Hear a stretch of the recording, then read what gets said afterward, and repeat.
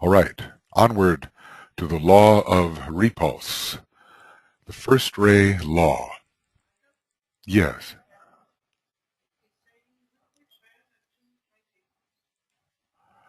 Uh-huh. Are you returned? Good, good. I'm glad to have you with us. You have the unique position of being both in the room and out of the room.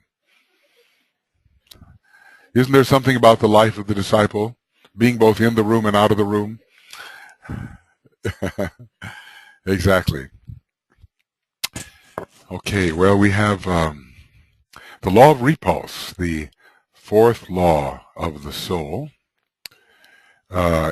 requiring the building of the antikarana and involving for the first time the spiritual triad with its second ray, first ray implications.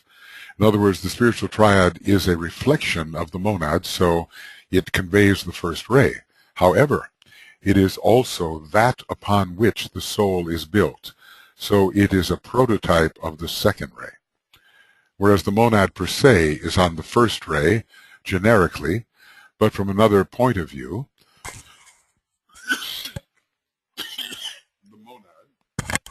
the monad is on the second plane, which gives it that second ray coloring.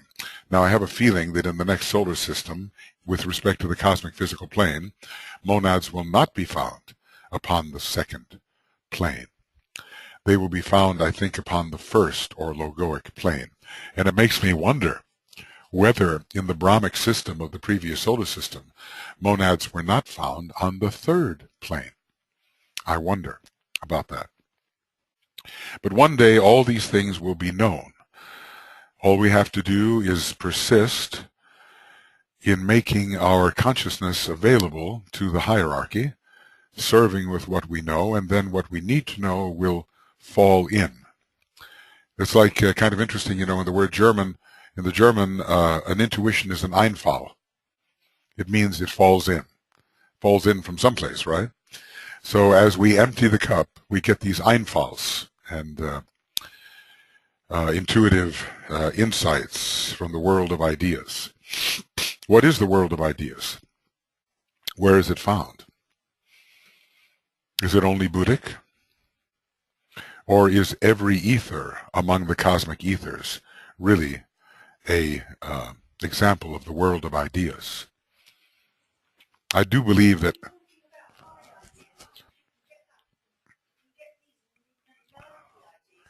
Well, then he wouldn't call those ideas. He would call those thoughts.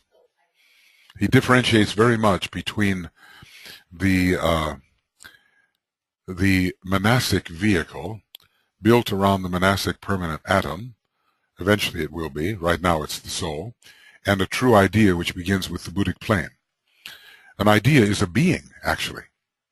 A being is an emanation of the one being, and it has certain qualities. So it says it's a being incorporeal, which gives shape and shape and something to formless matter, shape and form to formless matter. I'm sorry. Okay. You see, and my camera keeps falling down as well. There has to be a way, I just know it. I thought of blue tack as a more sophisticated approach to chewing gum, but if chewing gum will work, whatever it takes. I'll leave this one to Tuya. She's very good at such things. Okay. The law of repulsion, sometimes simply called the law of repulse, it's a word to which we react viscerally because we're in a second-ray solar system on a second-ray planet in terms of its soul, and we don't like the idea of repulse. As a matter of fact, in our particular solar system, only a certain amount of first ray has been allowed in. Our solar system is somewhat opaque to the real first ray. It is deflected. It is repulsed itself. So we don't really get anything like the true first ray that we will in the next solar system if we're around. If we're around, we had better not be human beings. That's all I can say. Yes. What is the difference? B2, the true ray 1. Right now we have ray 1 modified by ray 2. In other words, what is the sound of Shambhala? Shambhala's sound is an O. At least symbolically it is an O. It's the rounded Jupiterian O.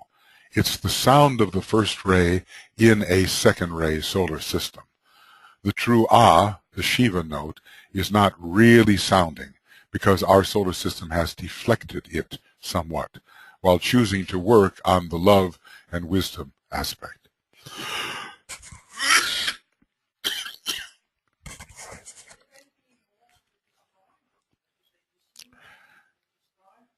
It's the ray of the destroyer, but we're not in the solar system of the destroyer.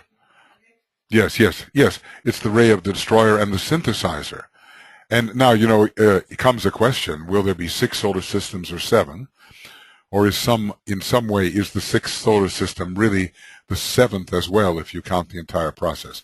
There are places when DK talks about the next solar system as the 6th and the last. There are other times when he talks about 7 solar systems.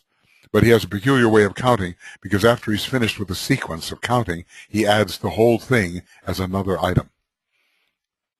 So I think time will be very much overcome, and our sense of linear time will be much, much reduced.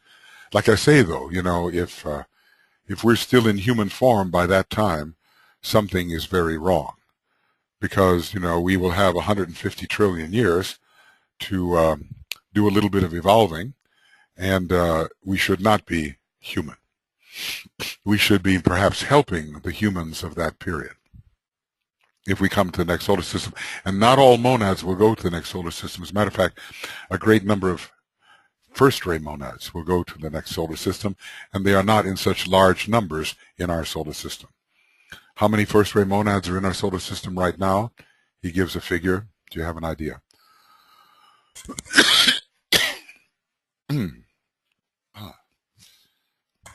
5 billion. That's the figure he gives. 5 billion. How many second-ray monads? 35 billion. And third-ray monads, Martha? Third-ray monads? I think Martha has a reference there. No, okay. How many third-ray monads pretty much generated from the previous solar system and from the moon chain? Let's do some math. If there are 5 billion first-ray monads, 35 billion second-ray monads, and the total number of human monads in this is 60, then how many third-ray monads are there? Not in my... I think you have to be my accountant, Martha. 20 billion. 20 billion. And it's very interesting. There were somewhere he tells us about the union of Deva and human monads. In the first solar system, there were 100 billion such. In the second solar system, 240 billion. The numbers 2 and 4 really stand out. In the third solar system, there will be 300 billion human and Deva monads, or whatever form they are in at that time. So it doesn't just go 1, 2, 3, it goes 1, 2, 40, and 3.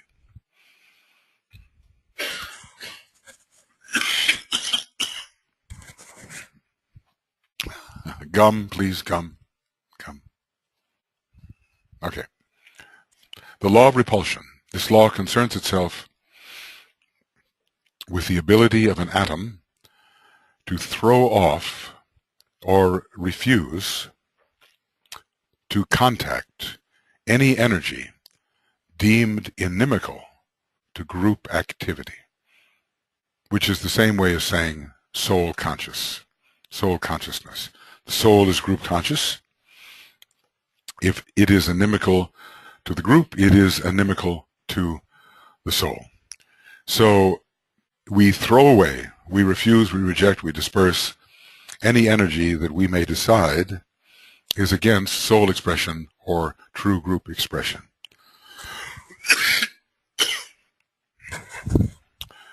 It is literally a law of service, but only comes consciously into play when the atom has established certain basic discriminations. Now, this is kind of interesting because two planets of discrimination, Saturn and Mercury, are active at the 4th degree, and this is the 4th law. So the law of repulse is hugely active at the 4th degree, but it has come in well before that on the way to the 4th degree. When the atom has established certain basic discriminations and guides its activities through a knowledge of the laws of its own being, not just its acquisitions, but the idea is, what am I really? And am I really, and can I express that which I spiritually am? This law is not the same as the law of repulsion, which is used in connection with the law of attraction between forms which have relation to the material. So it's not liking and disliking, which DK calls sentiment, and says it's the very first thing we have to get rid of when we want to work in the group. The peculiar bonds of liking and disliking that exist between people and not between souls. The laws we are now considering have relation to the psyche or the Vishnu aspect. One group of laws concerns energies, or concern energies emanating from the physical sun. The ones we are now considering, and I assume all the soul laws are that, emanate from the heart of the sun. So even its repulsion, it's an aspect of the law of love, interestingly, because its goal is to promote the expression of the soul and the expression of the group soul. The repulsion here dealt with has the effect, when consciously applied, through the developed heart energy of a human atom, for instance, of furthering the interest, look at this, of furthering the interest of the repulse unit and driving this unit closer to its own center. In other words, it's not a rejection, I don't care what's going to happen to you. The repulsion itself is an act of soul love which drives the unit closer to its own center. You know how sometimes people go to a teacher, a guru, and want to study with that guru. And the guru says, you're not ready yet. So, this is not just a dismissive gesture. This is something that is meant to actually promote the growth, spiritual growth of the person who wants to enter into a dangerous situation. The angel with the flaming sword is the same. Sorry. It's the same. It's not just to protect the garden of paradise from the would-be entrant. It's the desire also to protect the would-be entrant from the garden of paradise, which is full of danger. So it is an aspect of the law of love. Perhaps some idea of the great beauty of this law, as it works out, can be gathered from an occult phrase in a certain old book. The repulsive force drives in 7 directions and forces all that it contacts back to the bosom of the 7 spiritual fathers. So somehow we're being driven back towards our soul, our monad. And DK says, protect yourself with this 7-fold wheel of living love. Don't build a theosophical shell around you. Use 7 ray forces, which are filled with love, to protect yourself against unwanted energies. It repels them, but at the same time it drives them back towards a spiritual center. So this is what I would call tough love, It's the use of the first ray in the service of the second ray. Through repulsion, the units are driven home, And the word home is an interesting word because it almost always means the monad.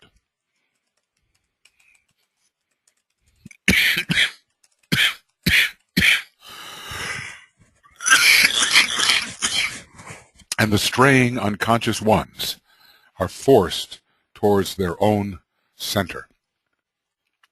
The law of repulsion, or the stream of energy for which it is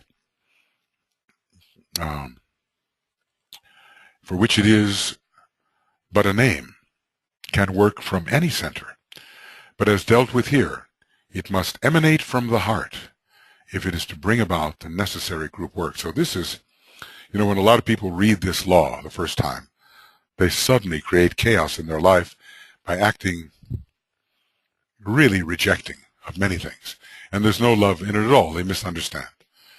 They misunderstand that they have a duty to promote their own soul expression and the soul expression of others, even if the first ray energy is necessary in doing it. So I've seen this, when we have esoteric psychology classes, just wait till we start studying the law of repulse. That's when all the crises start to happen in the group. And the crises are oftentimes simply personality crises and have nothing to do with this heart energy, which is here being discussed. Okay.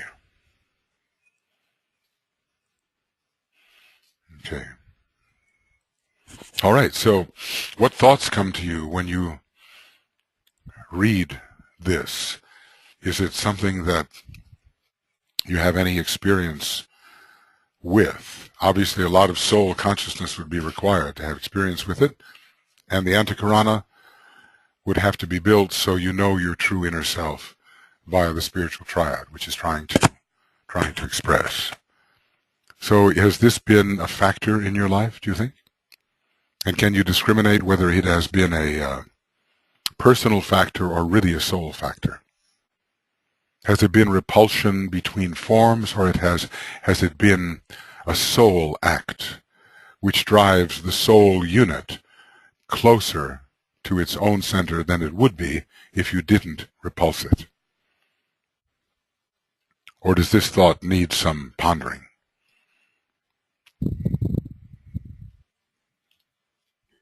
Anything come to you when you think of this, your life in relation to the law of repulse?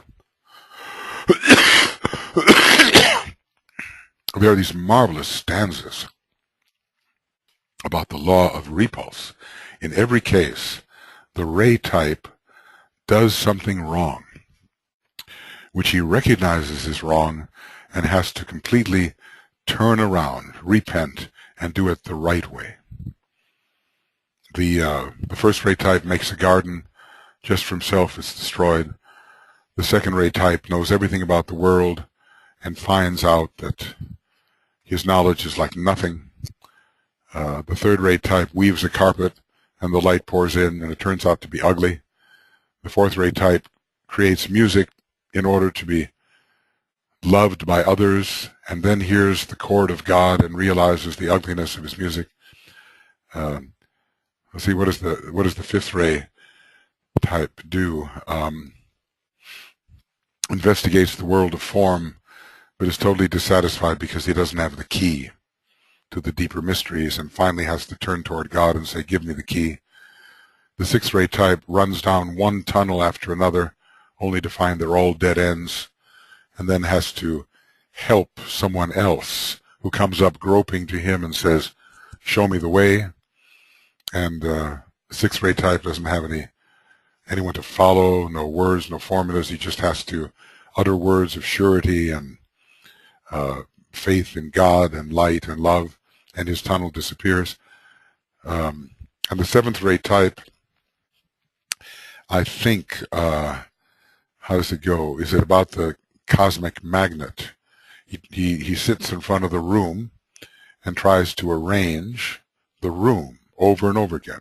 Should it be this way? Should it be that way? But there's no soul light in this arrangement of the room. Finally, the big magnet causes his revolution on the pedestal, and he sees the area of beauty that has been behind him all the time. And now he's able, through the energy that pours through his heart, to rearrange all rooms according to the inner model. So these are beautiful things from the old commentary that tell us how to operate under the law of repulse according to our soul ray. When you're working in esoteric psychology too, and you have a formula, it's usually a formula for your soul ray. Even though it may deal with personality integration, it's how someone on a particular ray integrates a personality of no matter what type.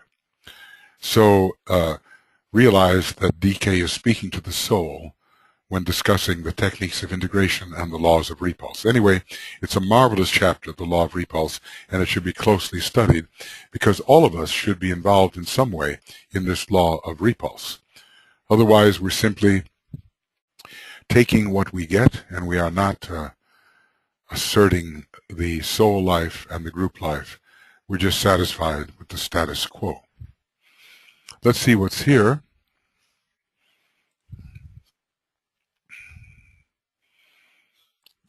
Here's the law of repulse, the law of all destroying angels who do the would-be entrant a favor by saying back, go back. And the symbol, an angel with a flaming sword. It is rejecting energy of the first ray, and it disperses. It drives in 7 directions, dispersing those who knock in the direction that will assist them. Any thoughts on this? To be a destroyer on behalf of the love energy, now that's hard. To be a destroyer on behalf of your own personality desire, a lot of people seem to do that. Yes. Go ahead, Marianne.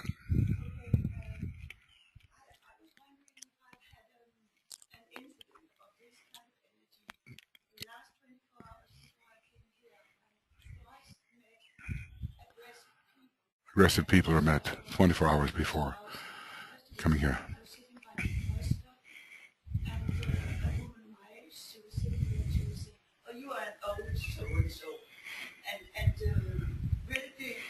Aggressive. Shall I move away or shall I stay? I got the feeling if I said anything to her, she'd become physically aggressive. So I just looked at her.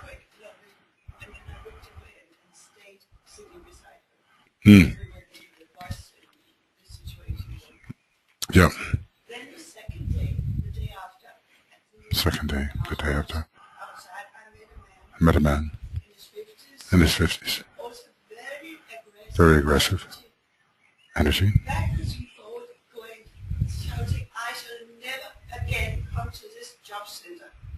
I shall never again come to this shopping center.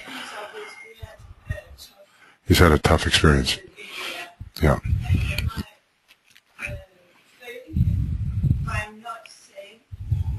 Am I failing him by saying as you have had a hard day? Gave him a quick loving look. I thought afterwards, is there a point? Twice within 2 days. Well, yeah. Well, you know, it could have been, of course, an astrological aspect too that brought such people into the life.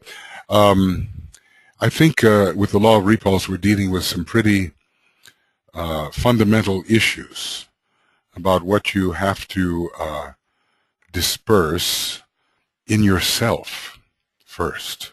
Because, you know, there's certain things that we have done and are doing, and we need to reject those patterns for the sake of the soul. And then, of course, the environment could come in as well. But we have to begin with the big issue of what needs to be repulsed so that I as a soul shine more. This is a long-term issue because it's really deciding to do something about your life. You know, it can be many things. It can be the love of comfort. It can be any of the Hydra heads. It can be attachment. You know, it can be fear. There are all these Hydra heads need to be in some way repulsed so that we can be more radiant, I believe. So with these incidents like you're talking about, they seem, you know, interesting, a little bit on the external side. Did I attract something like this? You can ask yourself. Is it my own aggression that's attracting this, or was it just coincidence and an aspect?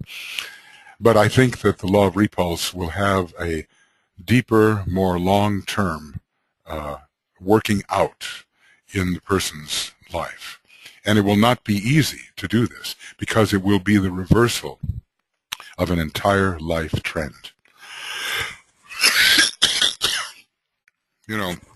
Don't forget, this mixer of sweet sounds has been mixing a long time, and very, very happy about the fact that people love the sounds and the pictures and all the rest of it.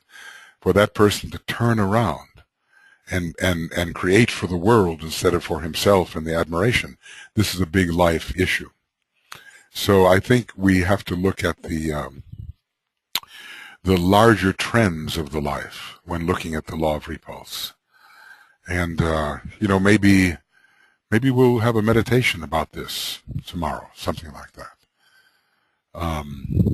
Is there anything in your life at the present time which you think, in terms of your own character, is somehow needing to be dispersed and sent away? There must be. I just can't think of anything. Are there any individuals who ongoingly represent a type of energy which is compromising your soul expression, and who, if rightly repulsed, would develop more soul expression of their own? This is a question. And these will be people in your life, often. So this is not an easy law. And as I say, is open to much misinterpretation, as we tend to seize upon the personal side of it first, before we open the heart center. As you did, you kind of sent them a friendly look and so forth. But sometimes one has to be quite firm in saying no, even though the heart center is open. So this is a tough one, tough law of the soul. And it's related particularly to pratyahara, isn't it? To detachment, to abstraction, to pulling back from identification with something and saying, this no longer has a place in my life. This person no longer has a place in my life, for their own good, not just for my own.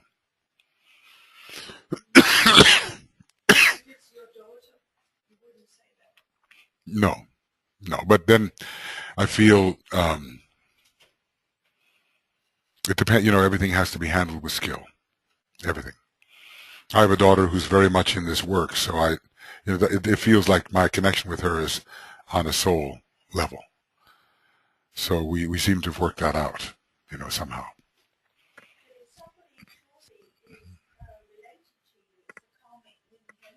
Yes.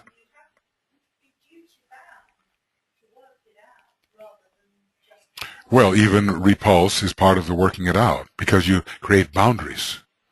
This is so hard for the second-rate type to do. You're saying, this behavior, I love you, but this behavior from you is unacceptable. This is hard for the second-rate type. And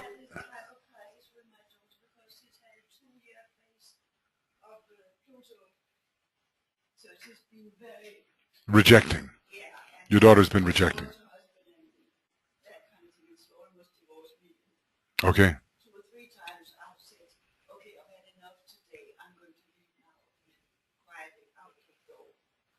Yes, yes.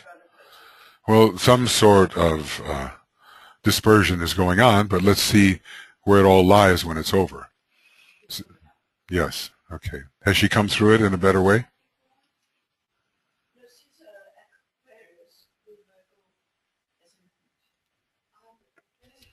Aquarius with a what kind of descendant? Virgo ascendant. Okay, well, something's trying to come to birth. What do they say? Aquarius releases Virgo from its load, and what's the other statement there? It's the Virgo Aquarius relationship, and it is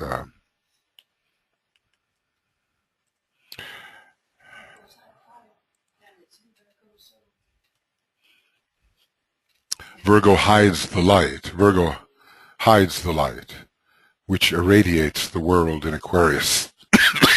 So there is an important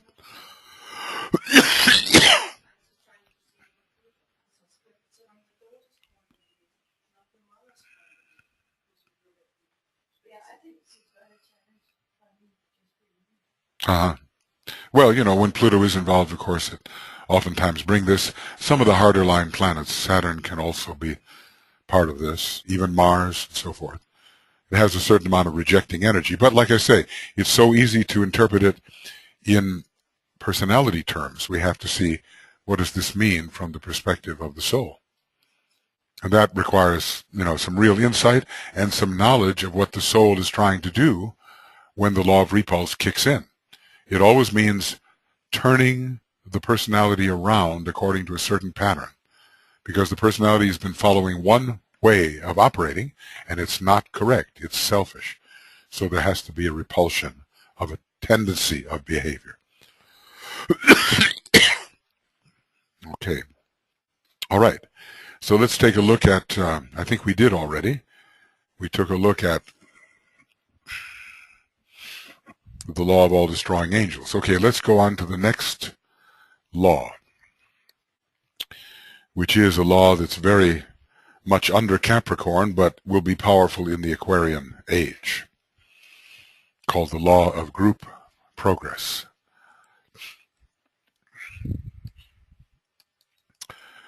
This is sometimes called the law of elevation. The law of elevation, because it concerns the mysteries of group realization and expansions of consciousness, and the part each unit plays in the general part of the group, so progress of the group. So it's not just what do I realize, but what has the group realized, and the part we all play in contributing to that type of realization which occurs when we are identified with each other as the group.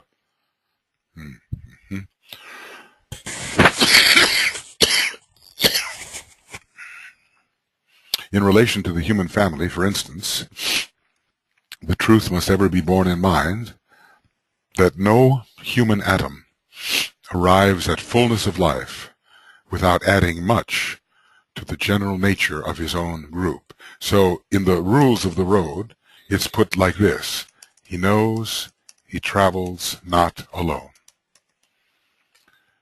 That is constantly repeated. The one who travels alone doesn't have a staff with a crook to hold.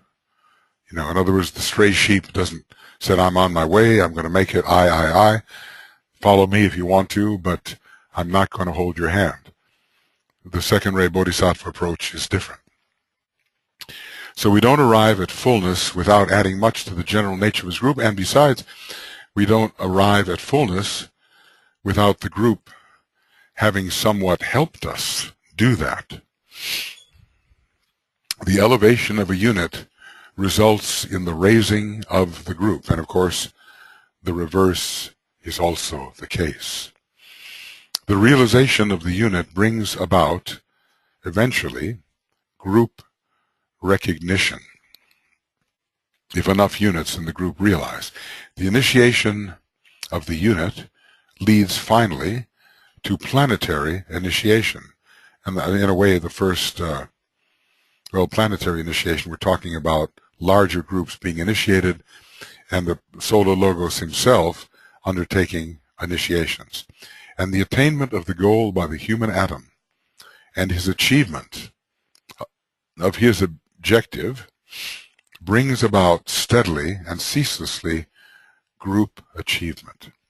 So do we have in our minds how much we are either contributing to or taking away from the progress of the group by what we do? You know, we oftentimes say, oh, this group is not for me, and, you know, we might be right. But on the other hand, the opportunity to really give to the group is oftentimes denied because it's a little inconvenient and it's much easier to travel by oneself, apparently. At least the individual thinks so. No man liveth to himself, and the crucifixion of the units throughout the eons, because they become an event in the life of humanity. A crucified one at the fourth degree is an event in the life of humanity. The crucifixion of the units throughout the eons, and their realization of their essential nature, only in order to offer up the best they have and realize to the interests, the best they have and realize to the interests of the groups, are but the methods whereby the work of liberation is carried forward. So there is definitely a power of elevation with our own achievements. Oftentimes we don't think about that. We just think, oh, I've achieved something, without realizing that if you rise, you cannot help but lift those who are in some way attached to you. And of course, the opposite is also true. The fall of the initiate, whatever, can take many down. Sacrifice, service, magnetism. I, if I be lifted up, will draw. Group progress. Divine repulsion. He's going through all of the laws. These are but the inadequate terms whereby we seek to express the divine truth that the whole life and expression of the Solar Logos will only be possible, and his purpose only be revealed, when he has brought each atomic unit to the stage of self-realization. You kind of wonder, does that mean the tiniest atom of matter as well? What is the atomic unit that he has to bring to the stage of self-realization? Will the atom itself become the man? This is an interesting philosophical question. Anyway, there are many units that have to be brought to the stage of self-realization, and the Solar Logos himself does not achieve until this is done. Then he will lead them on to the point of sacrificing that realized self, so divine purpose and will may be consummated. It begins to seem that there are solar initiations. When do they begin? The solar initiations of a man. There are planetary initiations, solar initiations, and Syrian initiations. When do the solar initiations begin?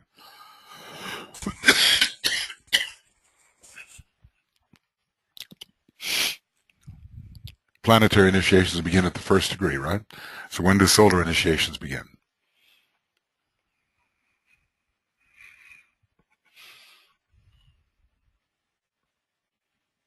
Well, think about the symbolism. Think about the symbolism. The sun upon the mountaintop. What initiation is that? Third initiation. Solar initiations begin at the third initiation. So then, from that time on, you are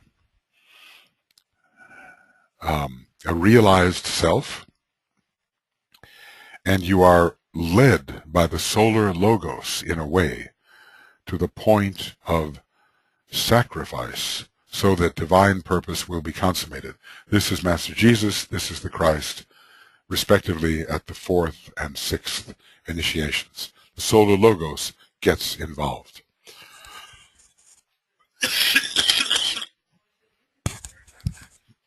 Well, the third initiation is the first solar initiation.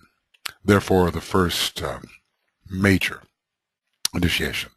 The other initiations are called initiations of the threshold. Right. So, he will lead them on to the point of sacrificing that realized self, which is something often, the third degree initiate does not want to do this. He has a very nice realized self, and he doesn't necessarily want to sacrifice it for the expression of divine purpose, and this is in the Bible, right? When Christ talked to the very righteous, very holy, rich young man who eventually didn't follow him and went sadly away, even though he was a fully realized self who had taken the third degree.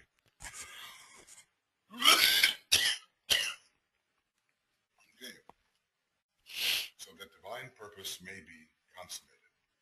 And the divine what?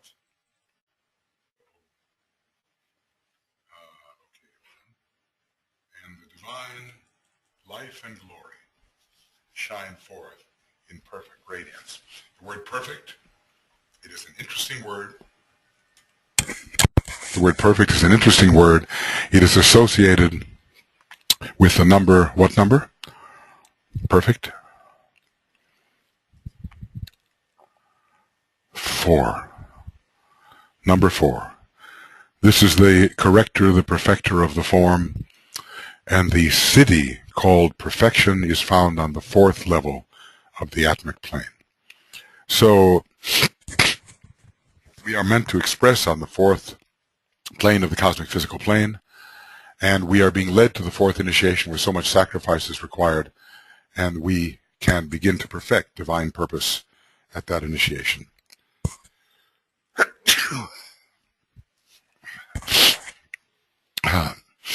Okay. This might be expressed in more material terms by saying that through the dominance of these laws of the soul, the logoic physical body will become an active expression of his self-realized purpose. Now, what has to happen here? The cosmic ethers, the etheric body of the solar logos, have really got to take over his dense physical body. So, is this the logoic dense physical body or etheric physical body? Let's just say that if these laws dominate, we're also talking about the solar logoic soul as well. They do apply on a higher turn of the spiral to what God, the solar logos, is trying to do. Are there any questions on this? Any comments on this? Let's just see if we can take a look at what it says. The law of group progress, the law of elevation, group elevation, not just the elevation of the unit. The mountain and the goat, or the mountain and the unicorn. Progressive energy. It's got some first ray in it too. 7th ray and the evolving factor. It's how we are meant to evolve in the Aquarian age. So, do we think that we, per se, can make spiritual progress? Is this where our attention is? Or are we very interested in the spiritual progress which is being made by the group or groups to which we have given our allegiance? How does it go? Truly. Is it me? Is it I? Or is it I in the group and the group as a whole? It's a big discrimination, I think. What do you think? Do you struggle with this at all? Or you know, of course, if one's group affiliations are pretty weak, you know, it's not such a struggle. Because then it's just obvious. I'm trying to make spiritual progress. See? But if one's group affiliations are strong, then sometimes there has to be a choice made as to who is making the progress and how.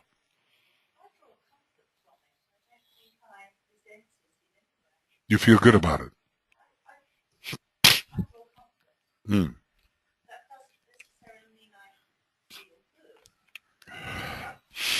What is it that helps you draw comfort from this law, do you think? It's a very good feeling of progress. Work at the arcane school was, well, you know, we've done 10, 12 years on it. So Right. I think I understand it. Okay. Of course, it's never been tested. Well, okay. Yeah. I appreciate it. Good. appreciate this from the work in the Arcane School. Yes. There's quite a few pigeons there.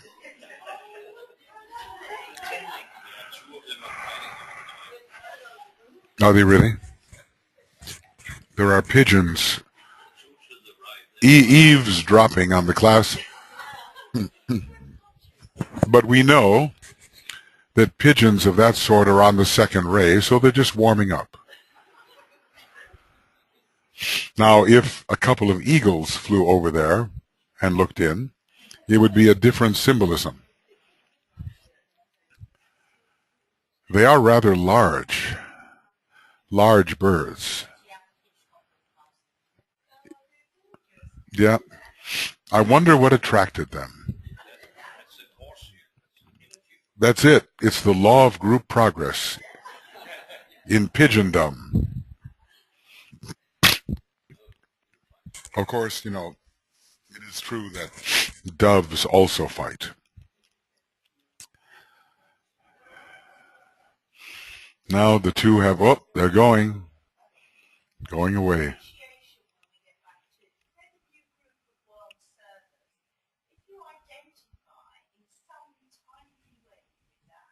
If you identify in some tiny way within a group of world service, it must be the way forward. Agreed. Must be the way forward. Well, each one of us knows the extent to which we identify, not only with the group, but as the group. There's a difference, with and as, right? Because identifying with the group, okay, it's one step. Identifying as the group is another step. It means your identity becomes that, actually. We need time in meditation to make that a reality. Okay, the law of group progress. And it's very interesting, why it should be given to Capricorn rather than Aquarius. Because it's group progress. But indeed, because progress forward is progress upward, the Capricorn idea is brought in.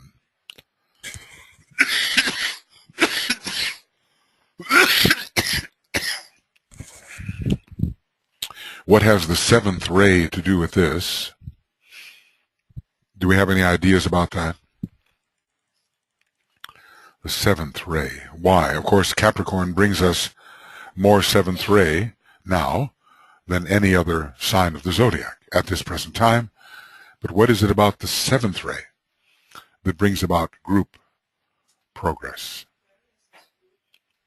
Yes, and I want to say that there have been times when there have been Aquarian ages and the sixth ray accompanied it, or the fifth ray, or the fourth ray, so it's not always when Aquarius becomes the sign of the age that the seventh ray accompanies it.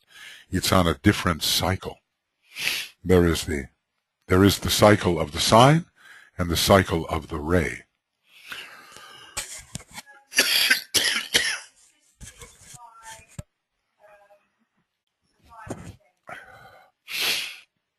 That all of this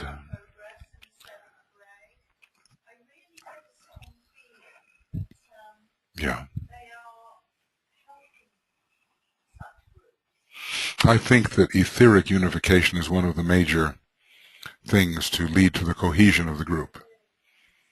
And I think, etheric unification is under the impulse of the violet devas. But interestingly enough, Master Jesus works with violet devas, and he's on the sixth ray. But yes, I think that is definitely there. Well, look, we're given these wonderful laws, and we have to actually apply them to our own nature. He said, I'm giving you the mystical formulation, and you decide how you can make application of them. All we have to do is think just a little bit about our life and the way we are relating to the groups of which we may be members, and whether our own progress is considered really to be the progress of the group. Everyone will know that. Or whether we still think of ourselves as an individual making progress, but the group is doing whatever it's doing.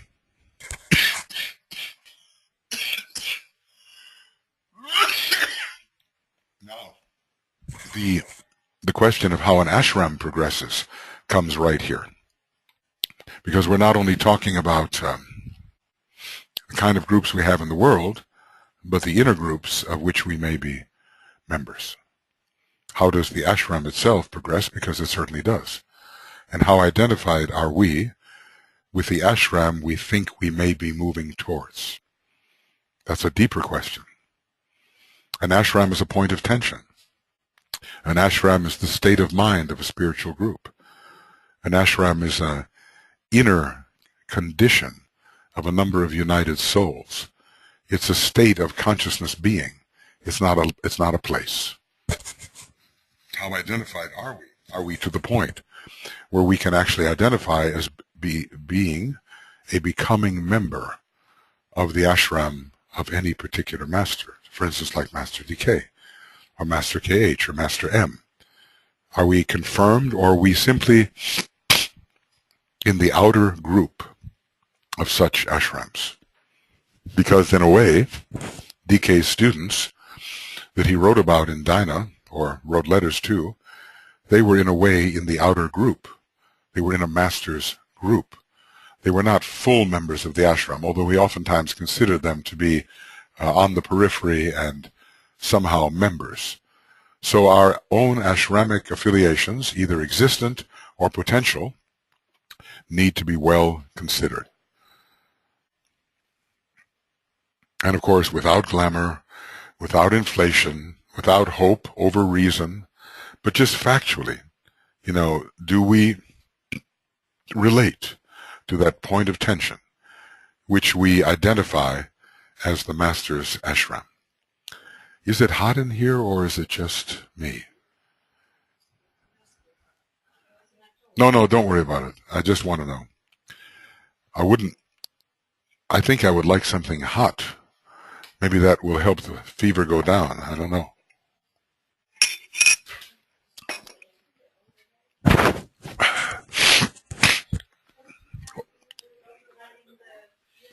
Is this hot water? I usually am acquainted with hot water.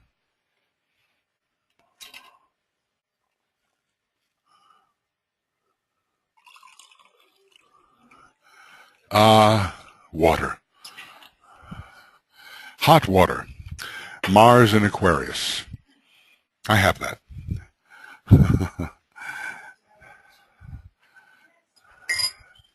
However, it seems rather cold. Yes, it's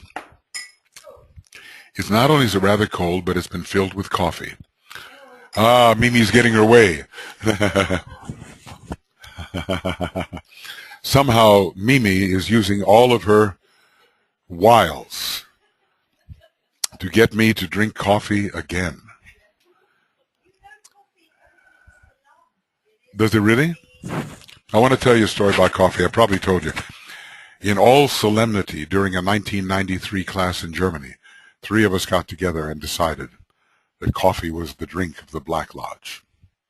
And everyone swore to lay off of coffee. I lasted a year and a half. And the other 2, in all earnestness, lasted until the afternoon.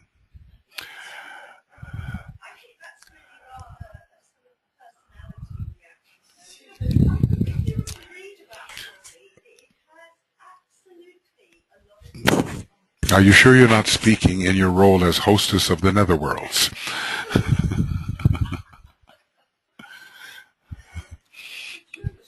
I think cappuccino is the first thing you get when you go to hell. Setting the... Then you're hooked. That's it. You never want to leave. It's the best cappuccino mocha around. Why go to heaven? Okay, we have a couple of others to be... Yes. Found a reference. Service and sacrifice, yes. Of? Okay. Okay, let's take a quick look Esoteric Astrology, page 1, in the Pisces chapter, I suppose. Okay, and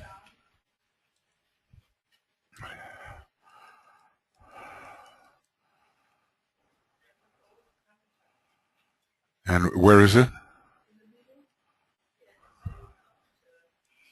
What am I missing? What word am I missing? What are the words before it?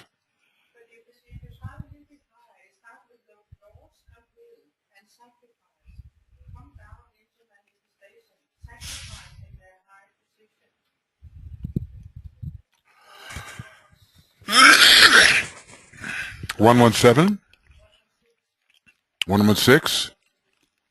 The lords of will and sacrifice come down into manifestation, sacrificing their high position and opportunities upon the higher planes of manifestation in order to redeem matter and raise the lives by which it is informed, the lower creative hierarchies, to the status of themselves insofar as they constitute the fourth creative hierarchy.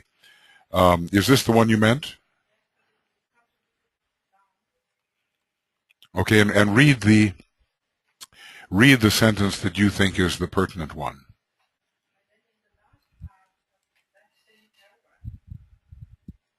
Yes. In Aquarius, the sign of world service, the lesson is finally learned which produces the world savior. In Pisces, yeah. I have to find the reference which tells how difficult it is for a few to take the final initiation in Pisces. There is a reference of that nature. That looks empty. And there is hot water. Oh, it's really hot. It's been there for quite a while, yeah. And now there's honey. So I'm just going to have water and honey, actually. From Venus, of course. Hot water and honey. It's a mixture of Mars and Venus, really, isn't it? Mars and Venus conjunct in Aquarius. Listen, Gisela would be very good at this, taking any circumstance in life and identifying the astrological correlates of it. I'm sure you've played that game. It really requires you to be very resourceful.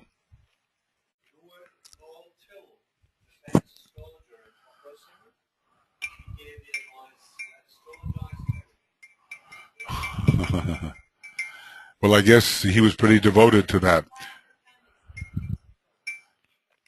I read his Noel Till.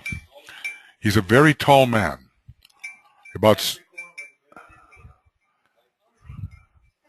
He is 6 feet and 7 inches or something like that.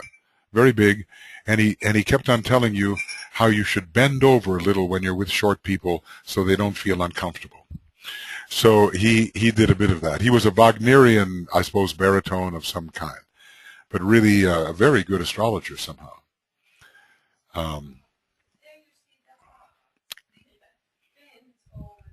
You see, that's the Capricorn. Kneel a little bit. That's it. When you're towering over people, you know, just make them feel more comfortable by, yes. Okay, that's the one thing I remember from all of Noel Till's work, and I read it all. Okay.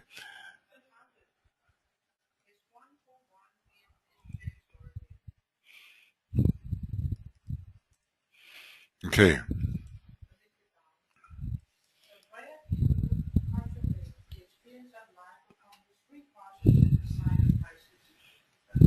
That's it. A rare few consummate the experience of life upon the 3 crosses, I suppose including the cardinal cross, in the sign Pisces, and become world saviors. They know then and only then the highest aspect of the first ray as it expresses itself through the activity of death. The bulk of world initiates climax their spirit experience in Aquarius and become liberated world servers. This is exactly it. This is a marvelous passage. They know then, and only then, the highest aspect of the first ray is they turn their backs upon all further progress for themselves in this cycle and on all satisfaction of their own spiritual aspiration, and become carriers of the water of life to humanity, joining thus the ranks of the hierarchy. Those who achieve in Pisces and make the higher and further grade in their development pass into that center, to which we give the name Shambhala. But the bulk of initiates and disciples remain attached to the second center, that of this hierarchy of service. So that's an amazing idea of how great Pisces can be under these circumstances. And I will try to copy this out so I don't lose it again, you know. Thank you, Anne, for finding that to help discriminate between service in Aquarius and Saviourship in Pisces. Okay, EA 141. Okay, so let's just call it Pisces, Shambhala, Aquarius, final initiation, hierarchy. That ought to do it. If I have enough of those words, that ought to do it. Ought to always be able to find that. Okay.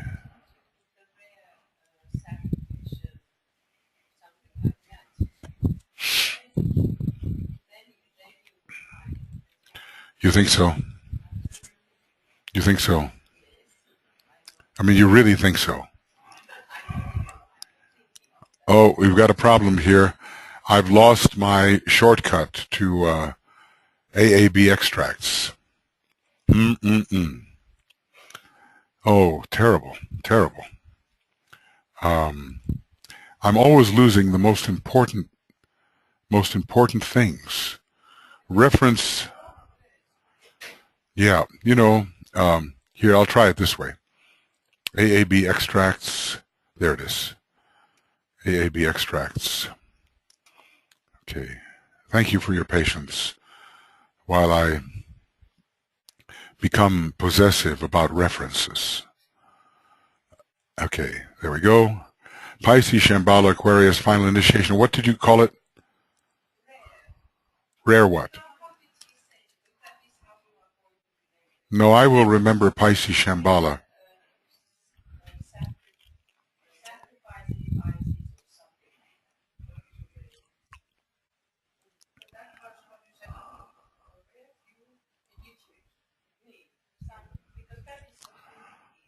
Okay. Rare, few, consummating, initiation, on 3 crosses in Pisces, Shambhala. Tuya and I have our differences about length of titles. And then the trouble is, of course,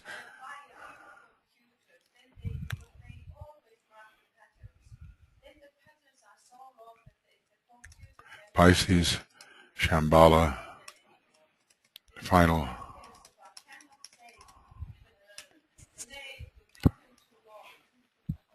Yeah, title too long. Change the next 150 examples. Now this, of course, is a very appealing prospect, to think there of changing every title. So I usually just say skip this step. Okay, well, thank you for that. Yes, thank you for that. It makes me feel better that this reference exists. What is it? Reference RF, reference forgotten, RI, reference imagined, RL, reference lost. What else? Reference RI, reference invented. You know, references are important because they seem to back up what you say, especially in the case of Master DK. So often I say to my friends, I don't say show me the money, I say show me the reference, you know, show me the reference.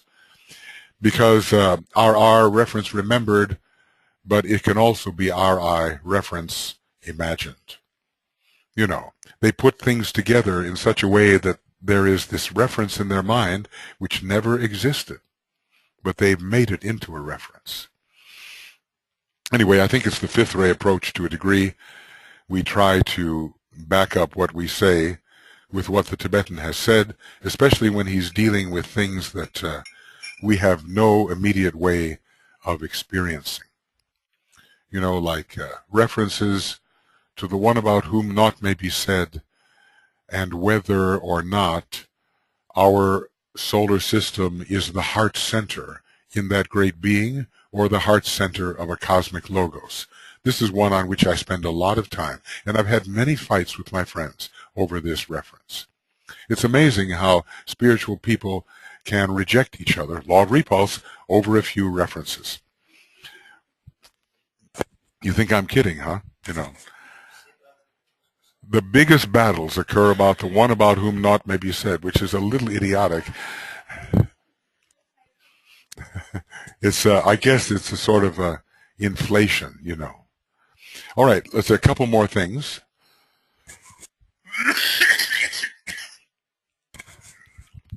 The final two laws concerning group activity can only be very briefly treated, as their true significance is only apparent to pledged disciples. Good Lord, I hope beyond that. They concern primarily the astral and the mental planes, and therefore the corresponding vehicles of the group units, the group astral body, the group mental body. Whoopsie, that's no good. Okay, group astral body, group mental body. Group, okay, astral body, group, whoops, mental body. Just as the astral body of man is larger than his physical body, and therefore has built into its structure a larger number of atomic units, which are also, by the way, smaller than the atoms found on the etheric physical plane, so a group contains, astrally considered, more units than on the physical plane. The laws we are touching upon concern the relation of the physical plane units to those units who form part of the group and yet are functioning without the physical plane sheaths or vehicles. You know, actually, when he writes about this in Esoteric Psychology 2, he does not, he does not give these hints. He doesn't. The same idea must be applied to the units devoid of a physical vehicle who form a component part of the mental body of the group. So we have here the law of expansive response and the law of the lower four. Which one is mental, which one is astral? Well, one is ruled by the third ray, one is ruled by the fifth ray, but one of the hints is this glowing rosy sun. For the law of the law of expansive response, that sounds to me pretty much like the astral body of the group. These laws are termed the law of expansive response, the law of the lower four. These laws only become operative in units on the physical plane which are becoming responsive consciously to those group workers who are discarnate. This is very interesting. I never realized this. And so, oh, that's wrong. Okay, who are becoming discarnate. Okay. But I also think it has higher and triadal meanings as well. All these laws, from the point of view of a disciple, needs only be considered as operative in the three worlds, although they are operative elsewhere, though it is needless to point out that parallels will be found on all planes. These 7 laws are those which are ascertained and consciously studied in all groups working under the masters. Are we in some way working under the masters, do we think? I hope so, right? Although, is the hypothermia room still called the KH room? KH's picture has been removed. Uh-huh. DK is still there. He's next. Okay, well, okay. All right. I think before long it will be understood that a meditation room is needed. All right. Now here he actually goes into the symbols and gives us his point of view. We've had our own point of view about this. For each of these laws, there is a definite formula and symbol. At this stage of teaching, or through this treatise, it is not possible to reveal or impart the formulas. All right, there we go again. Something is being withheld to us, but the symbol may be described, and if the student will carefully ponder upon the nomenclature of the law, its occult name and its symbol, much may be gathered anent group interrelations. It is these laws which the coming cycle of regeneration, the Aquarian age, will enunciate, and which the great Lord will demonstrate upon his appearing. And it is these laws which will gradually be applied to the working methods of all organizations, brotherhoods, fraternities, and Masonic circles. They're pretty important then, aren't they? If we add these laws to the 14 advanced rules, we will have the method by which groups should conduct themselves. Now, of course, we're going to enter an era of brotherhoods, fraternities, Masonic circles. It's going to be the way the various orders will begin to appear on the outer level, and they will be effective. Will they work according to these laws? Well, if they're on the side of white magic, they will. If they are on the side of white magic, they will, but not necessarily if on the side of monastic magic. That's what he calls it. He doesn't call it black magic, he calls it monastic magic, and he says two forms of magicians will face off in the Aquarian age. Yes, Marianne.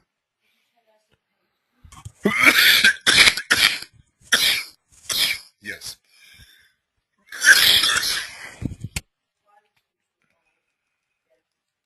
1220. Okay, so law 1, a rosy cross with a bird, this time hovering over it. So this is the soul and the purifying personality. Two balls of fire united by a triangle of fire. It didn't say that initially. Thus picturing the triple interplay between all atomic structures. Supposedly the nucleus, the electron, and the relationship between, the equilibrizing electricity. A pitcher of water balanced on the head of a man, standing in the form of a cross. Didn't say that. That's important. It is this sign which brings in the energy symbolized by the sign Aquarius, and this law is the governing factor in the Aquarian age, the law of service. It might be added that the symbol for law 2 was the origin of the balance or scales of the sign Libra. But in the course of the ages, its true form was distorted. So how interesting that Libra, the sign Libra, derived from the symbol of this law, of law 2. You know, as a matter of fact, we do have a number of distorted signs and glyphs. We certainly don't have one for Capricorn, do we? Not yet. Sorry. Not all the astrological signs can be traced back to these symbols, for only a few can be traced back. What do we have? Can be traced back as far as the Master's ashram.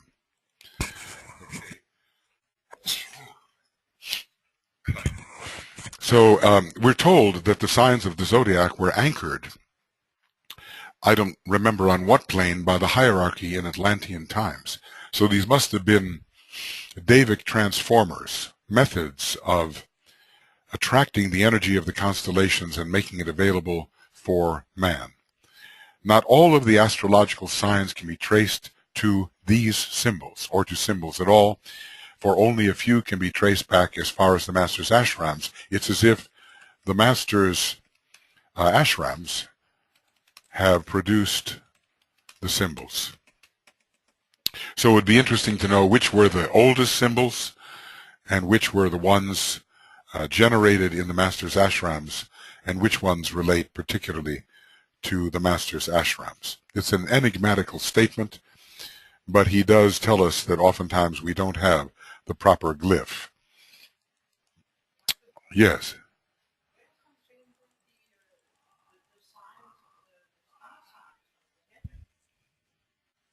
Star signs. Well, sometimes you do, but it all depends on how you read it. You know, like when you're looking at the Great Bear, some people think it's a wagon. Sometimes people think it's a bear, and there are other figures as well. So, you know, what other ones do we have in mind? When you look at the Pleiades, they consider it to be a Little Dipper, in a way, fashioned very much like the Great Dipper, but some consider it to be a dolphin or some other figure. So it depends what culture is looking at the stars. In other words, there's no uniformity here. If you read India, if you read China, if you read Chaldea, they have different figures when they see the same constellation or asterism.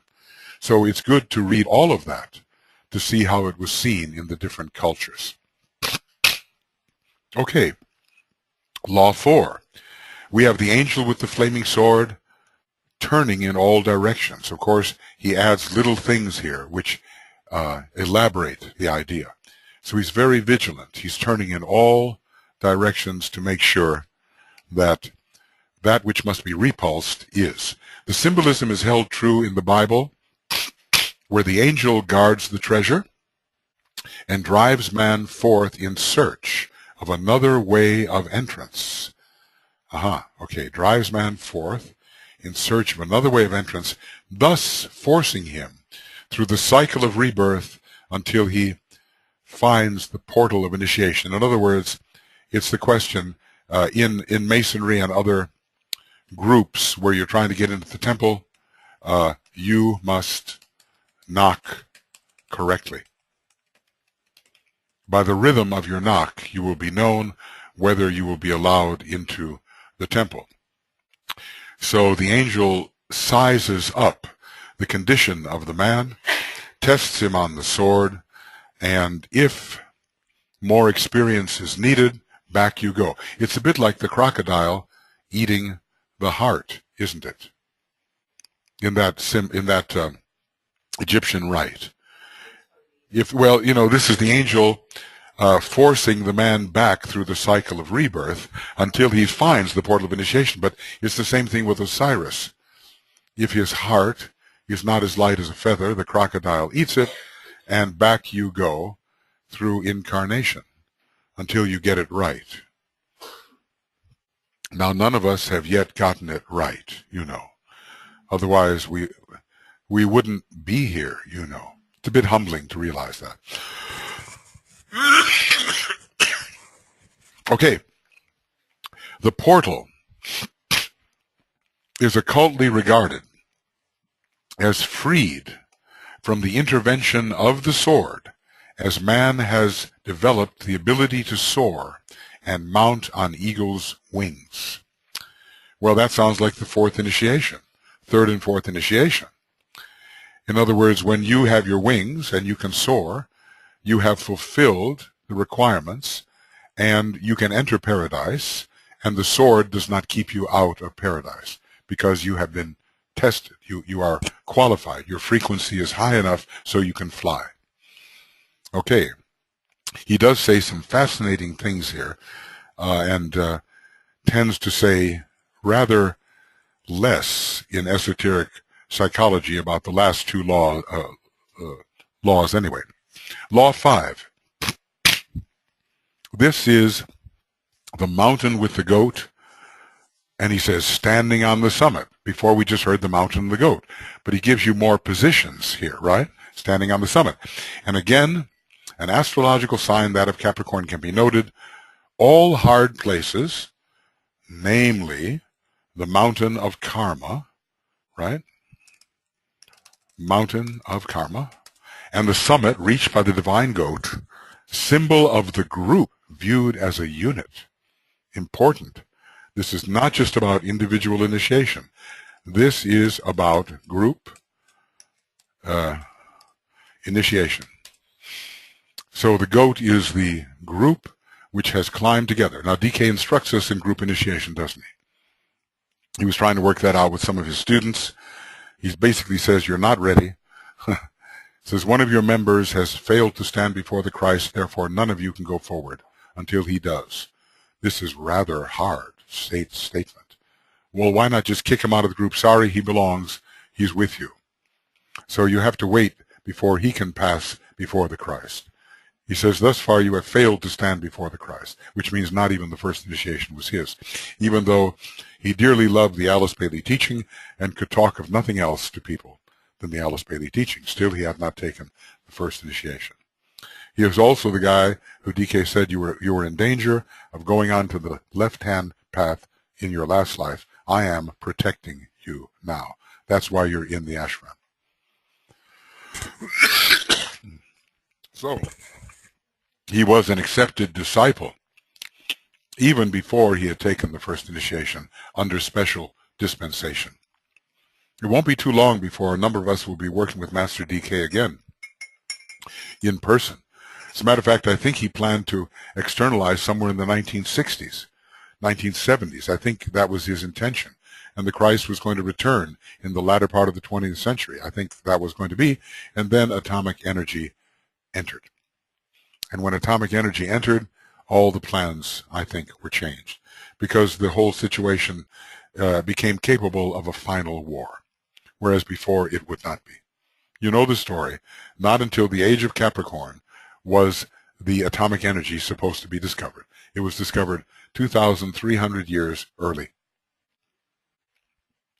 because the fifth ray ashram really responded to the vibes available. And so Sanat Kumara says, we better withdraw that fifth ray ashram. And, you know, and which was done. So by the year 2000, it took 50 years to do it. Things have quieted down in the fifth ray ashram per se. And the fifth ray is an expression now of the third ray general ashram and not on its own. Anyway, plans can change. But then, of course, all kinds of unthinking people come up with a preposterous idea and they simply say, well, plans can change. Well, it's not because they want it to change that it changes. You know, real change in plans is a rare thing. Okay, Law 6. The symbol contains a flaming rosy sun. Well, I think it's connected with the astral body of the inner group, with a sign in the center, not given. A sign symbolizing the union of fire and water. What is fire? What is water? In this case, probably, I suspect, mind and emotion. Or I suspect ether and matter. Water is matter, the dense physical vehicle of the cosmic, of the solar logos, and fire is the ether. That's possible. Below this sign is found a hieroglyphic which may not be given, as it gives the clue to the earth sign and the keynote of the physical body of the planetary logos. It's a third ray law, therefore connected with the physical body of the logos, planetary logos. So, we don't want the keynote of the physical body of the planetary logos to fall into the wrong hands, right? Because then all kinds of interference in the divine plan could occur. So many things are veiled, and a master has to see far ahead before he knows what can be misused. Many, many steps ahead. Sometimes he says, I can't give you this information or you would do thus and so. And you think about it, how in the world could I do thus and so with this information? But he knows what could happen if the information is given. In the White Magic book, there's a lot of that going on. All right, finally, Law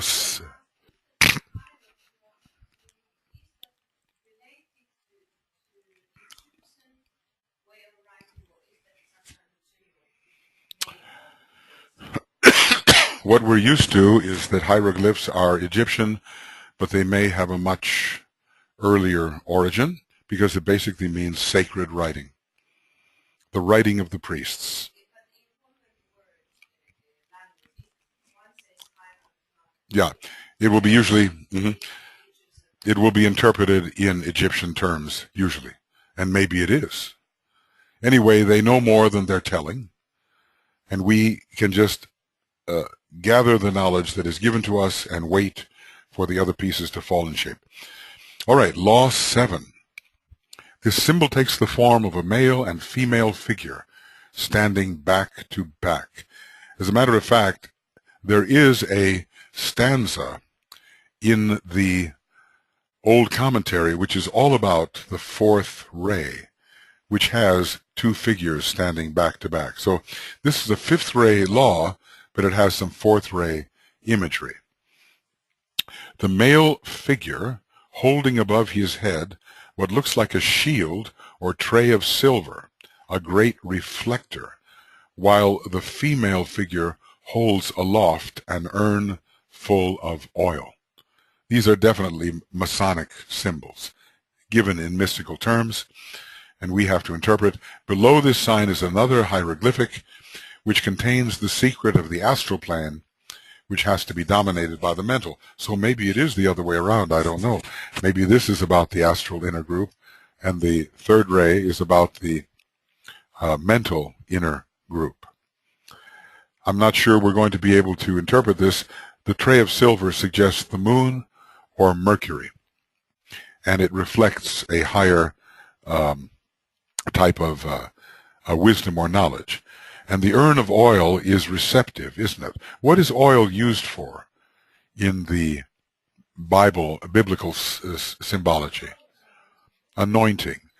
So it makes the chakras more receptive, correct? If you anoint with oil, you stimulate the areas which are anointed, right? But probably we would have to look up the symbolism of oil. Did you say? To receive. Oil? Uh-huh. Okay.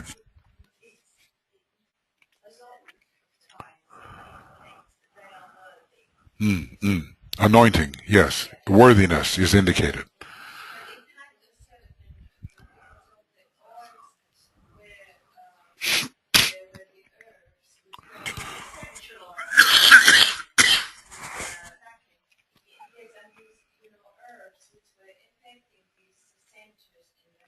Yes, in order to render them more receptive, I suppose.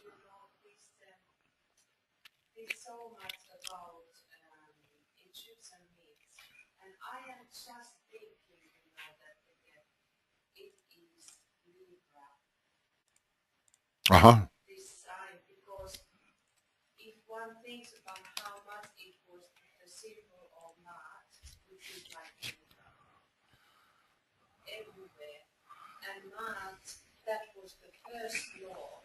First law related to Mott. Of course, we do know the law of magnetic impulse is related to Libra, but maybe more than one of these laws is.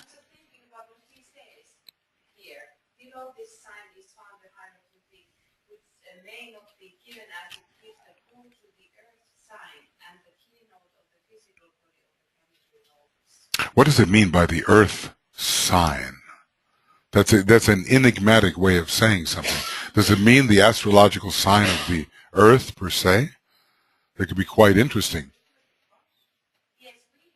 This?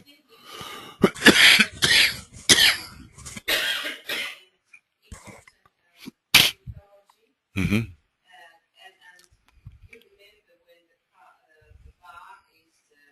Freed. Ba is freed. The claws, the talons, holds the key. How to live upon the earth. Okay. It may be so. Take a look at this.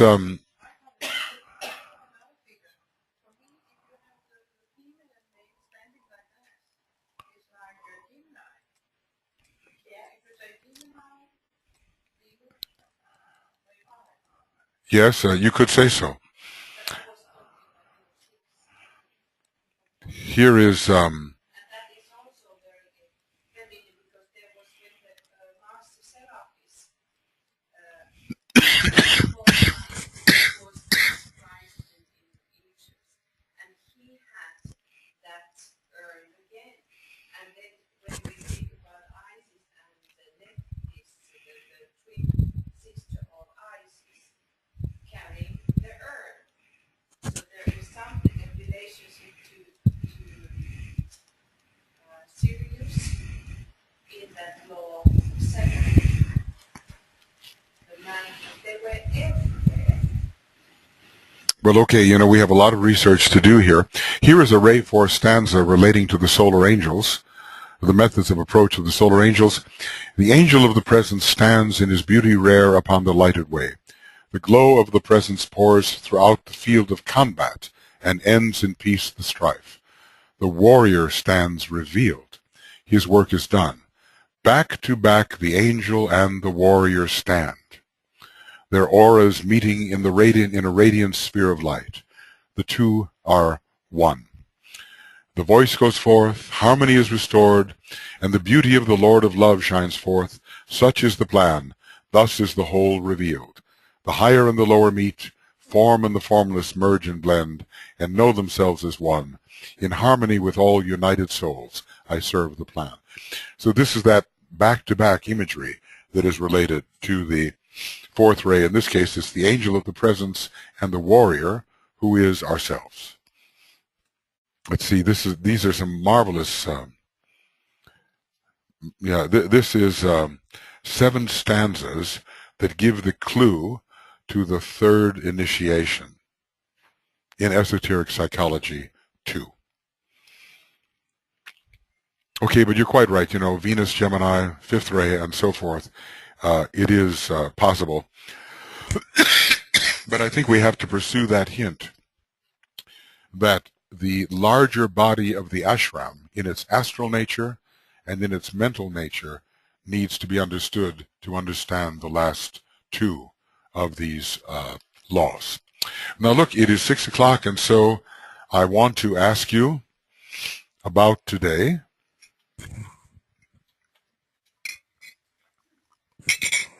And we will also ask some of those who may be with us at this time. It's difficult to say how many may be. What stuck day 2?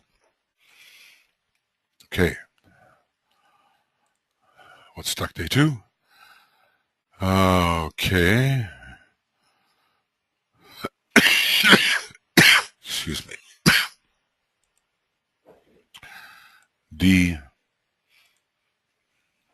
Okay, what are we in? Oh, this is TCF 10, Denmark.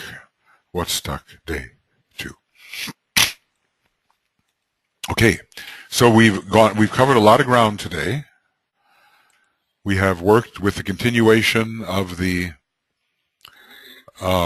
motion on the plane of the causal body, and we've entered some discussion of the Black Lodge.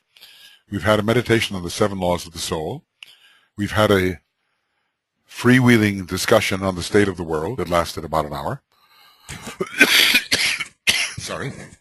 And now we've gone through this section on the 7 laws of group work, or the laws of the soul. So do we have anything that made its impression upon us? Yes. The 3 temples on the mental, astral, and eventually physical, or probably etheric plane, and Master R, maybe, as an externalizing avatar. Yes, the 7th ray, there's an avatar. I wonder if it says 7th ray avatar in esoteric psychology 2.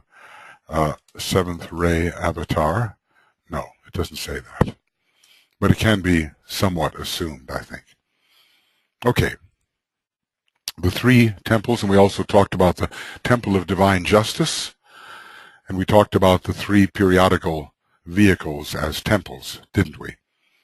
Let's see, three periodical vehicles as temples, all to be destroyed, even the temple of Ezekiel. Liberating the volatile essence onto the logoic plane. At least that's one interpretation.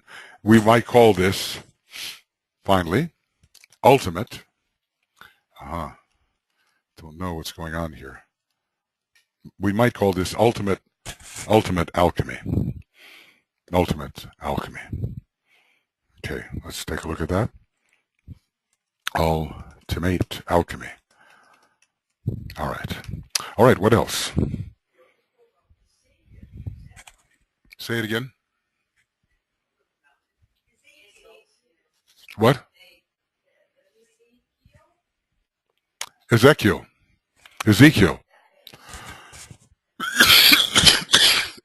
The final temple, the monadic temple, as the temple, monadic temple as temple of Ezekiel. No. It's not the causal. It's monadic. The temple of Solomon, and one other, the tabernacle in the wilderness. Each one is more beautiful than the next as you progress. Ezekiel. Okay.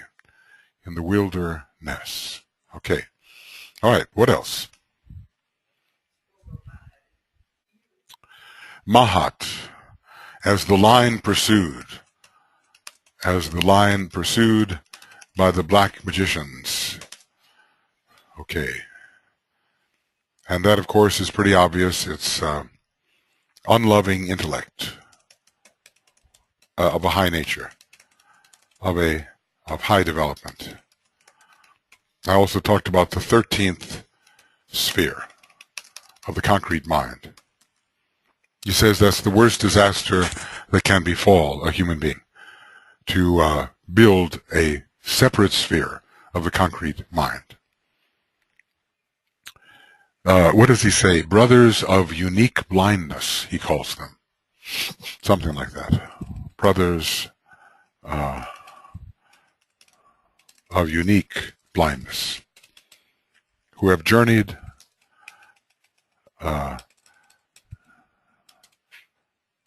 far into the land of distances. Distance from what, do you think? They've journeyed far into the land of distances. Distance from what?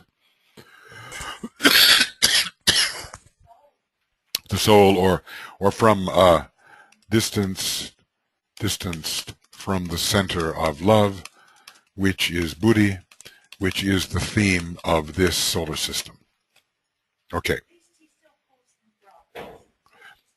Yes, it's nice. Why still call them brothers?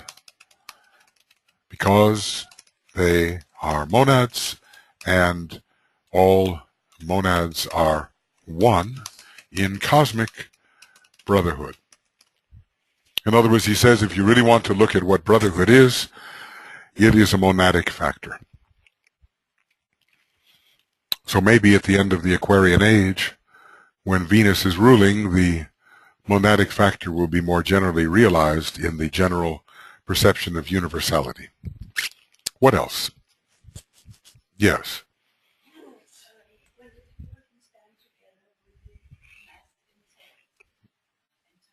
Okay, so humanity must stand together with massed intent under Vulcan and in relation to the new group of world service. And then we can turn the situation around. But much courage and pain may be required for this to happen. See, because when you stand, it's an act of will, right? And when you are massed, There are many with you, shoulder to shoulder. And as far as intent goes, it's a specific thing that we will to happen. Purpose, will, intention. Okay. Anything? Yes.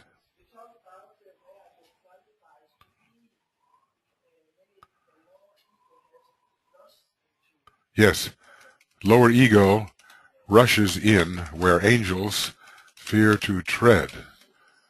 And the angel with the flaming sword must, can you believe it? I've never had such a floppy camera. Must drive it back for its own good. So it's the, let's say, the lower ego. Ego is that, eog. Ego is that which is in a hurry. The soul, knowing the cycles, is not. Although Master Moria tells you, hurry up, cross the bridge as if it was on fire, and reach the other side. Okay, I'm getting very close to the chewing gum alternative here. Maybe it has some hope. Okay. Look, the Cosmic Fire is not an easy book, obviously, but we are also using it as the occasion to review a lot of occultism in general. So I know it's a bit of a heavy dose, but, I mean, we could, kind of chat and see how it all applies to ourselves and all the rest of it. I mean, we can do that. But in a way, in the meditations, we are meant to do that. Now we're meant to be doing the hard study, which actually uses Mercury and the brain and the mind to gather factually what is being presented. This is hard because we're not used to concentrating in this way for so long, are we? What else? Anything else?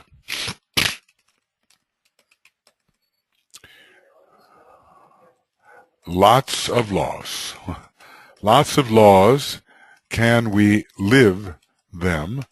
Are we willing to assess whether we are living them? How do you think your scorecard is doing on these laws, especially the first 5? Of course, when he says that only pledged disciples can understand the last 2, I would say, goodness, I hope a number of us are pledged disciples, those who will not turn back under any circumstances, who made a promise to the soul, to the master, and will carry through. I certainly hope so, because you have to be a pledged disciple before you can be an accepted disciple. Okay. Are we willing to assess whether we are living them? Well, I admit in my own case I don't think about these laws every day, but when I do read them, I realize how important they are. And I realize that if I would assess, have I lived today under the law of sacrifice, under magnetic impulse, under the law of service, under the law of repulse, under the law of group progress, I could have a very good frame for assessing my soul-like behavior or its opposite.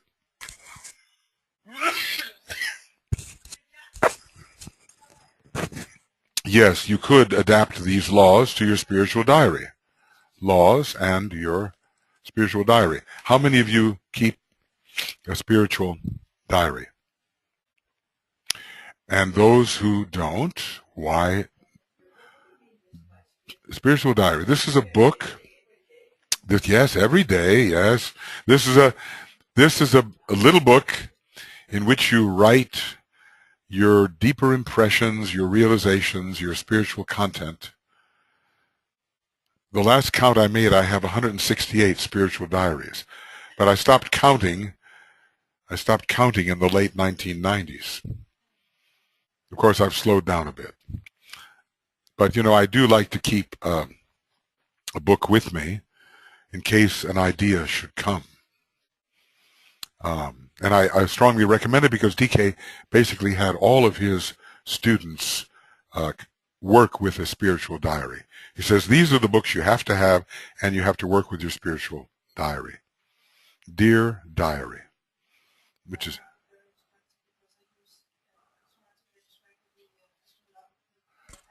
Uh-huh. The astrological aspects through a spiritual diary. Right.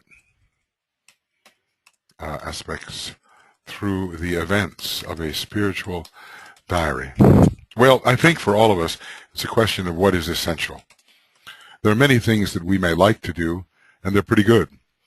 But what is of the essence at the time? This is the issue for all of us. Yes.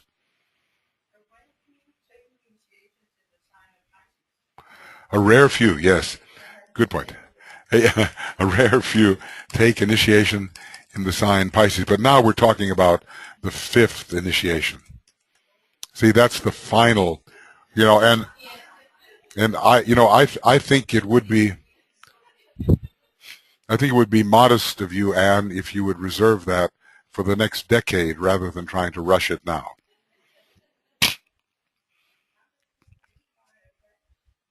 Yeah, well, Aquarius is good. Remember, it's Pisces, Aquarius, Pisces.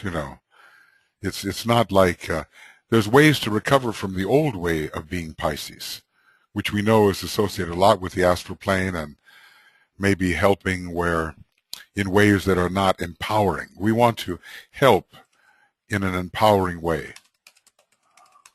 We want to do that. But that takes a lot of discrimination and realization of the true need, which is that high psychic power we talked about. Do we really realize the true need of another person? Certainly not unless we have the spiritual discernment to see them as a soul, which is not necessarily the case. Yes, Ella?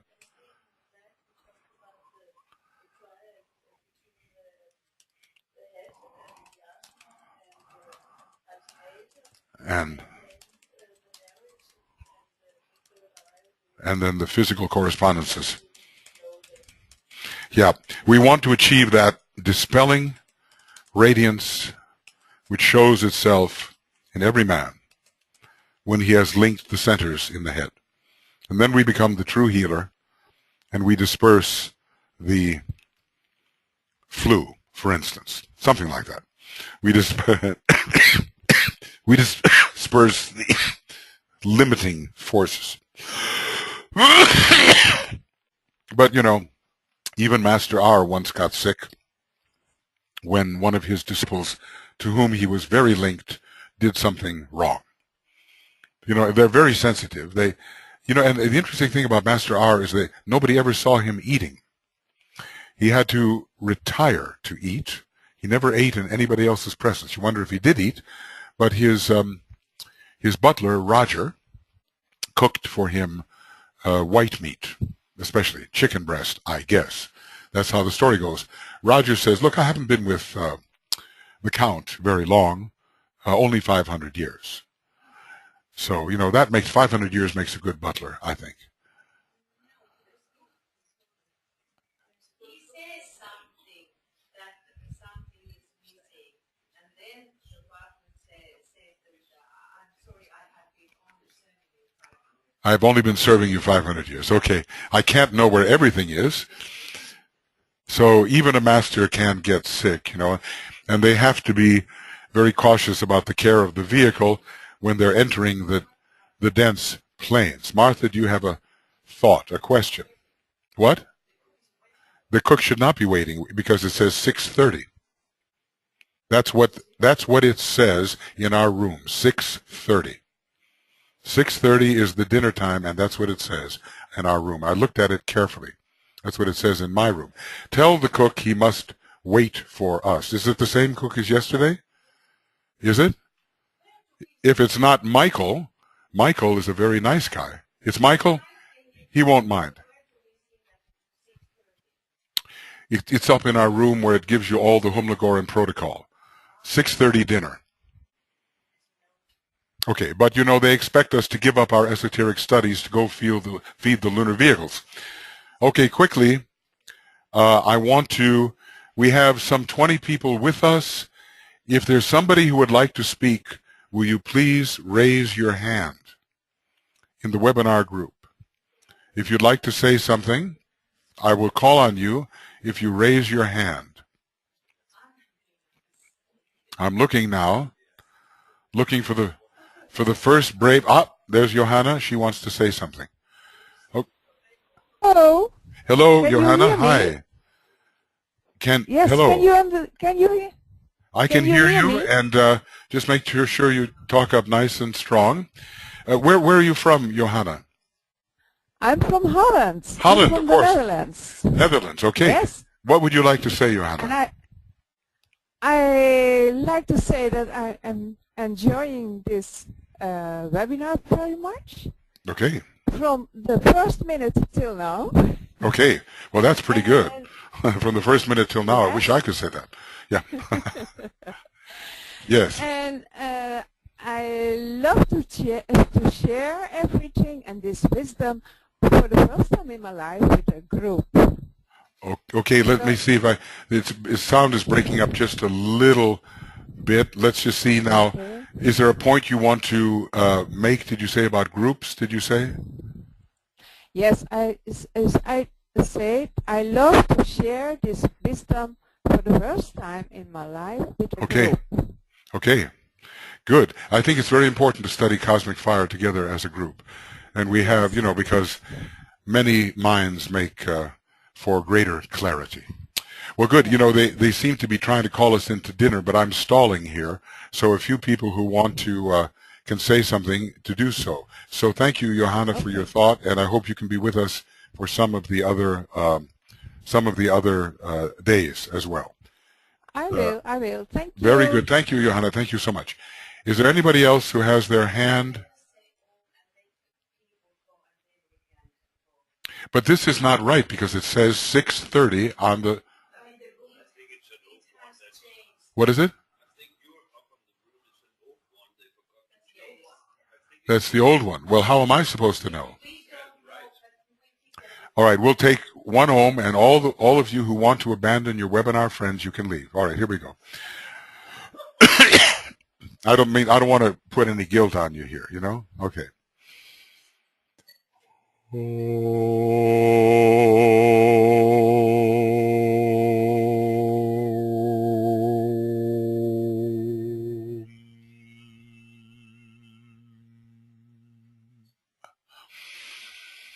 Okay, this is a test. Okay. All right. Is there anybody else who would like to say something? Anybody who would like to raise their hand to say something? You're most welcome to do so, even though all the class members are running away from hearing you. Don't worry about it. At least they will wave to you. Here, wave to everybody. Tell them you love them anyway. Okay, there you are. All right. But you know how the lunar vehicles are. They just love to go be fed, so that's how it goes. Okay, is there anybody else who would like to raise their hand to say anything? I'm here at least, and Tuya is here, and others are bowing to authority. Not mine, for sure. Anybody else? Dorothy Caldwell. All right. Okay, Dorothy, wait a second. Hold on. I'm trying to unmute you. Good Lord. Are you muting yourself, Dorothy? I know you can't speak. Here's what I'll do. I'll make you a presenter in the hope that it will be easier to unmute you. I don't know why I'm having trouble. Uh-oh, Dorothy Caldwell was made presenter? No, I don't want that. Not okay. I'll make you something else. Oh, goodness, look what I've done. Attendee list. I will make you something else here. All right. Sorry that I'm so inept at the moment. Okay. Okay. Dorothy, are you still there? Oh, there you are, under that. Okay, let's see. Yes, Dorothy, you can speak. Hi. Can you hear me, Michael? I can hear you very well. Yes, go ahead, Okay. Dorothy. I just thought it was fascinating. I guess page 1219.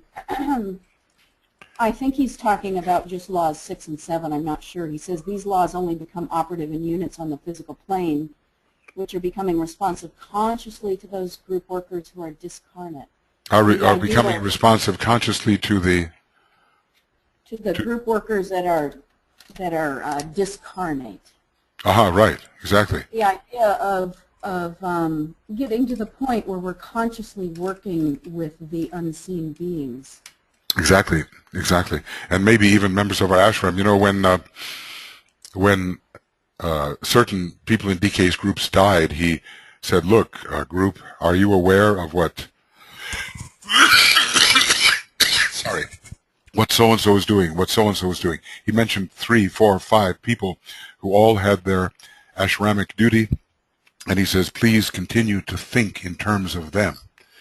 So these may be those who have lost the body, but maybe also certain deva workers and other types that are not necessarily human.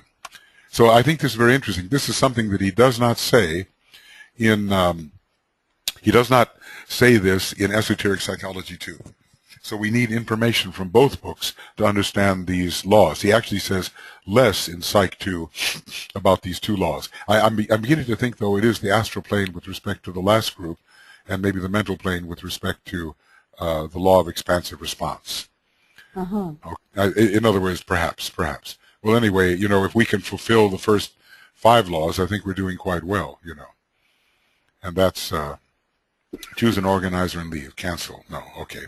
All right, Dorothy. I have to be quick, but I'm glad you were able to join us. Is there anybody else who would like to say something? Just raise your hand. And I will do my best to scan the group. In any case, I'm happy you know, many of you were able to be with us. And let your friends know that it does go on, and they can, if you send me their email address, I can send them an invitation. Because it's always nice to have the international representation. So is there anybody else that would like to say something here? I'm trying to just do this. Oh, this is okay. We'll get rid of that. Okay, let's see. Unfortunately, it seems to be breaking down on me just a little bit here. Anybody have a raised hand? Michael, can you still hear me? I can, Dorothy. I had a window up that said that I was made the presenter and to show my screen, so I think you have to take me off of being the presenter. Yes, I think you're right. Otherwise, I won't be able to sign this webinar off. Okay, let's see what I can do. Maybe you can't. Yeah, you might not be able to get to other people. Okay, so presenter, make organizer, make Dorothy Caldwell. Oh, goodness. What can I do? Dismiss Dorothy Caldwell as presenter. Well, Dorothy, this may be the end. I'm going to try to do this. We'll see what happens. Are you sure you want to dismiss Dorothy Caldwell presenter? Maybe dismiss is not a good idea. Make Dorothy Caldwell presenter. Request, make organizer. I'll make you an organizer. Let's see what happens. Okay, let's see if that works. Organizers have equal rights and override actions. Just be good. Don't override any actions. Okay. Okay. Is there anybody else who would like to say something? Anyway, folks, I'm grateful for your presence. It adds something definitely, and it gives a whole international dimension to what we are doing here in Denmark. It is really an Aquarian type of work. So Andrew, Anu, Asha, Bio, Brett, Celeste, Donna Brown, Francis, Gary Smith, Hockney, Irmeli, Johanna, Julie, Mary, Risto, Vadnasu, and Vern, thank you for your participation. And we'll start tomorrow again at 5:45 a.m. GMT, which is 7:45 here in Denmark.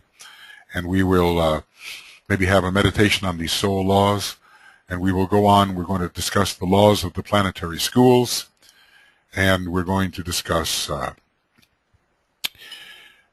maybe 22 methods of group interplay. Let's see what else we have. Yes, and of course there's the whole question about the creative hierarchies. Do we actually get into that, or should that be reserved for its own occasion, as it is so demanding, and in a way so little of that which is authoritative can be stated. Okay, everybody, thank you, and have a nice evening, morning, night, whatever it is for you, and thank you for your presence. I hope I can cough a little bit less tomorrow. I don't know. It goes in waves, and it's not ideal to be presenting like this with so much coughing, but it's all I can do at the moment. So everybody, bye-bye, and we will see you before long. Okay, let's see. I hope that I can actually close this, Dorothy. And webinar, I'll try it. Okay, ciao everybody. Bye-bye.